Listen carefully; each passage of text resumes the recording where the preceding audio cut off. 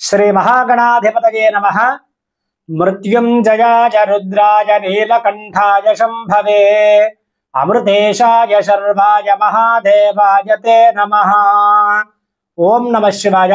గృహస్థాశ్రమాన్ని స్వీకరించిన ప్రతి ఒక్కరూ అంటే వివాహమైన ప్రతి మగవారు కూడా తప్పకుండా ప్రతిరోజు శివలింగానికి అభిషేకం చేయడం అర్చన చేయడం చేస్తూ ఉండాలి అని చెప్పి మనకి ఒక విధానాన్ని ఏర్పాటు చేశారు। ప్రతి ఒక్కరికి ప్రతిరోజు శివలింగానికి అభిషేకం చేయడం అర్చన చేయడం కుదరదు కాబట్టి సంవత్సరానికి 365 రోజులు కాబట్టి ఈ 365 రోజులకి ప్రతీకగా 365 లింగాలను పెట్టి మహాలింగార్చన అనేటటువంటి విధానాన్ని సంవత్సరం మొత్తంలో ఒక్కసారి చేసుకుంటే సంవత్సరం మొత్తం అభిషేకం చేసినటువంటి ఫలితం వస్తుంది అని చెప్పి మనకి విశేషమైనటువంటి మహాలింగార్చన అనేటటువంటి విధానాన్ని ఏర్పాటు చేశారు।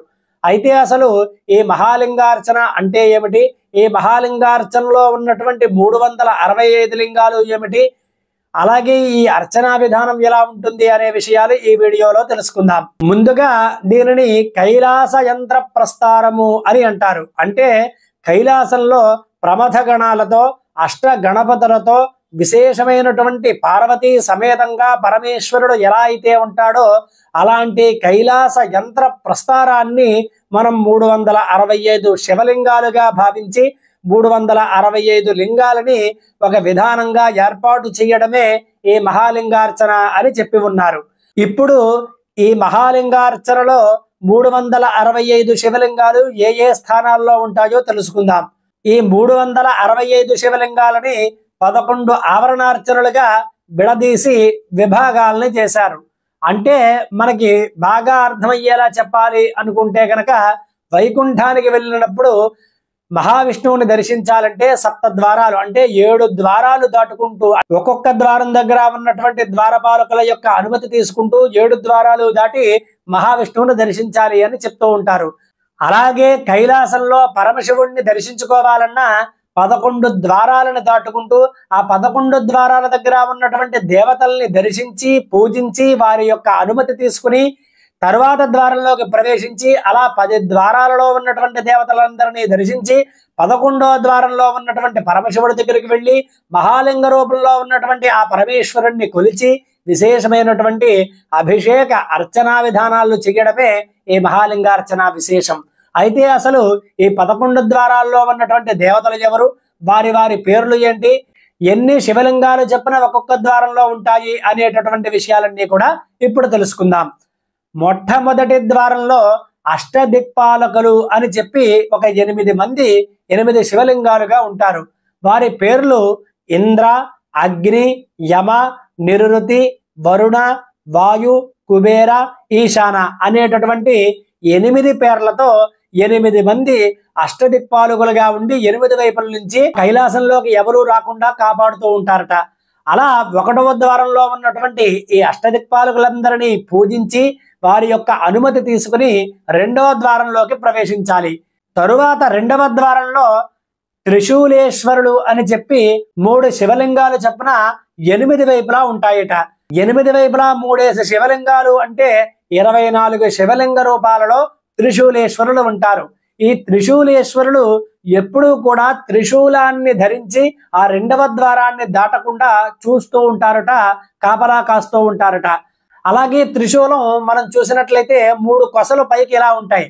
ఆ 3 కూడా ఒకటి బ్రహ్మ, 2వది విష్ణువు, 3వది రుద్రుడు అని చెప్తూ ఉంటారు। అలా ఆయా స్వరూపాల్లో త్రిశూలేశ్వరులు 8 వైపుల నుంచి కైలాసంలోకి రాకుండా కాపాడుతూ ఉంటారు। ఇలా 2వ ద్వారంలో ఉన్నటువంటి త్రిశూలేశ్వరుల్ని పూజించి వారి యొక్క అనుమతి తీసుకుని 3వ ద్వారంలోకి ప్రవేశించాలి। తరువాత 3వ ద్వారంలో 108 మంది తాండవేశ్వరులు ఉంటారు। వీరి పేరే తాండవ ఈశ్వరుడు, అంటే నిత్యము తాండవం చేస్తూ ఈ 3వ ద్వారంలో ఉంటారుట। ఈ 108 మందిని కూడా మనం 3వ ద్వారంలో పూజించి వారి యొక్క అనుమతి తీసుకుని ఈ 3వ ద్వారం నుంచి 4వ ద్వారానికి ప్రవేశించాలి। తరువాత 4వ ద్వారంలో అష్ట గణపతులు అని 8 మంది గణపతి స్వరూపాలు ఉండి 8 వైపుల నుంచి లోపలికి ఎవరూ రాకుండా కాపాడుతూ ఉంటారట।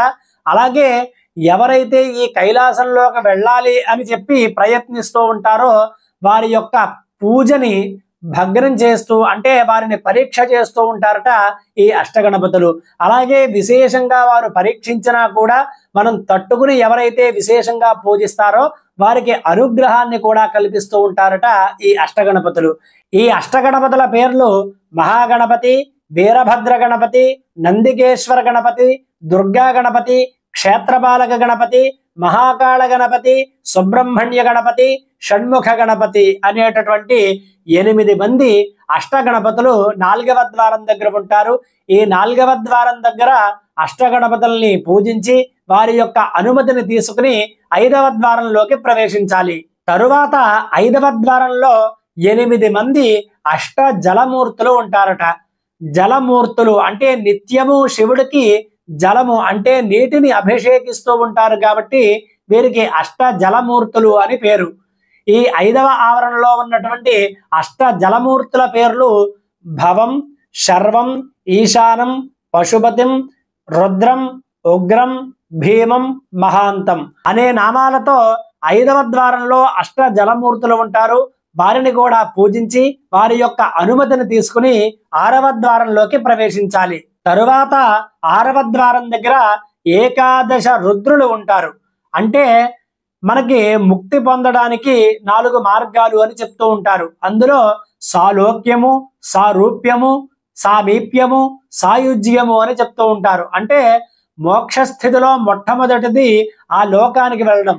అంటే ఉదాహరణకి శివభక్తులు అనుకోండి, కైలాసానికి వెళ్ళడమే మోక్షంలో ఉన్నటువంటి మొట్టమొదటి మెట్టు. దానినే సాలోక్యము అంటారు. ఆ లోకానికి వెళ్ళడం. అక్కడ కూడా ఎంతో విశేషమైన భక్తితో ఉంటే సాలోక్య స్థితి నుంచి సారూప్య స్థితికి వెళతారు. అంటే ఆ లోకంలో విశేషమైనటువంటి శివభక్తితో ఉన్న వాళ్ళు రూపాలని పొందుతారు.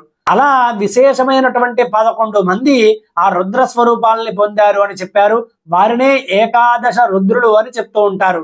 ఆ ఏకాదశ రుద్రులు ఈ 6వ ద్వారం దగ్గర ఉండి వచ్చే వారందరినీ కూడా చూస్తూ ఉంటారు. వారి యొక్క అర్హతను బట్టి లోపలికి పంపిస్తూ ఉంటారు. ఇక్కడ అర్హత అంటే భక్తి అని అర్థం. ఈ 6వ ద్వారం దగ్గర ఉన్నటువంటి ఏకాదశ రుద్రుల్ని కూడా మనం పూజించి వారి యొక్క అనుమతిని తీసుకుని 7వ ద్వారంలోకి ప్రవేశించాలి. 7వ ద్వారం దగ్గర పంచబ్రహ్మలు అని చెప్పి 25 మంది ఉంటారట. అంటే శివునికి 5 ముఖాలు అని చెప్తూ ఉంటారు. ఆ ముఖాల పేర్లు సద్యోజాతం, వామదేవం, అఘోరం, తత్పురుషం, ఈశానం అని చెప్పి 5 ముఖాలు అని చెప్తారు. అలాగే 5 రూపాలని కూడా చెప్తారు. ఒక్కొక్క రూపానికి 5 బ్రహ్మలు చెప్పున పంచ బ్రహ్మలు 7వ ద్వారంలో ఉండి అక్కడికి వచ్చినటువంటి భక్తుల్ని పరీక్షిస్తూ ఉంటారు. 7వ ద్వారంలో ఉన్నటువంటి పంచ బ్రహ్మల యొక్క విశేషమైనటువంటి పూజ చేసి వారి యొక్క అనుగ్రహాన్ని తీసుకుని 8వ ద్వారంలోకి ప్రవేశించాలి. తరువాత 8వ ద్వారంలో షట్తారకులు అని చెప్పి 6 ఉంటారట. వారినే మనకి ఓం నమ శివాయ అనేటటువంటి మంత్రంలో ఉన్నటువంటి ఓంకార, నకార, మకార, శికార, వాకార, యకారములు అనేటటువంటి 6 షట్తారకులు 8వ ద్వారం దగ్గర ఉంటారు. వారికి కూడా మనం పూజ చేసి వారి యొక్క అనుగ్రహాన్ని తీసుకుని 9వ ద్వారంలోకి ప్రవేశించాలి. 9వ ద్వారం దగ్గరికి చేరుకున్నాక అక్కడ మేధా దక్షిణామూర్తి దర్శనమిస్తాడు. అక్కడికి వచ్చినటువంటి విశేషమైనటువంటి భక్తులందరికీ ఎంతో మేధస్సుని, జ్ఞానాన్ని ప్రసాదిస్తాట ఆ మేధా దక్షిణామూర్తి.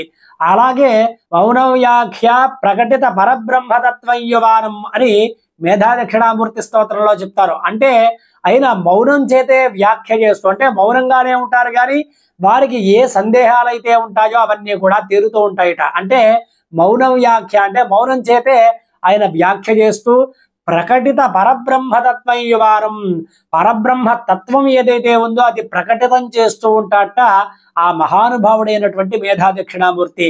అలాంటి మేధా దక్షిణామూర్తి 9వ ద్వారంలో ఉంటారు. ఆ 9వ ద్వారంలో మేధా దక్షిణామూర్తి యొక్క విశేషమైనటువంటి పూజలు చేసి ఆయన అనుగ్రహాన్ని తీసుకుని 10వ ద్వారంలోకి ప్రవేశించాలి. తరువాత 10వ ద్వారంలో బాలా త్రిపుర సుందరి అమ్మవారు 135 శివలింగ స్వరూపాలుగా అమ్మవారు ఉంటారట. విశేషించి ఈ బాలా త్రిపుర సుందరి అమ్మవారు మనకున్నటువంటి అన్ని కష్టాలని తీర్చి సుఖ సంతోషాలని అలాగే సౌభాగ్యాన్ని అష్టైశ్వర్యాలని ప్రసాదిస్తూ ఉంటారట ఈ బాలా త్రిపుర సుందరి అమ్మవారు.